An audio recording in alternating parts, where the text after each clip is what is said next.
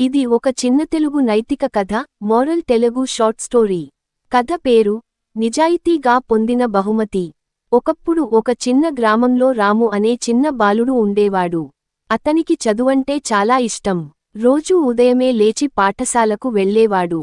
ఒక రోజు పాఠశాలకి వెళ్తుండగా అతనికి మార్గమధ్యంలో ఒక పర్సు కనిపించింది. అందులో డబ్బు, ఓ ఐడి కార్డ్, మరికొన్ని ముఖ్యమైన కాగితాలు ఉన్నాయి. రాము ఆ పర్సును తీసుకుని దగ్గరలో ఉన్న పోలీస్ స్టేషన్కి తీసుకెళ్లాడు. కానిస్టేబుల్ ఆ పర్సును చూసి ఆశ్చర్యపోయాడు. బాబూ, నువ్వు ఎంత మంచి పని చేశావు. చాలా మంది ఇది దొరికిందని చక్కగా దాచుకుంటారు అని ప్రశంసించాడు. ఆయన ఆ ఐడి కార్డ్ ఆధారంగా అసలు యజమానిని సంప్రదించి పర్సును తిరిగి ఇచ్చారు. ఆ వ్యక్తి ఒక పెద్ద వ్యాపారి.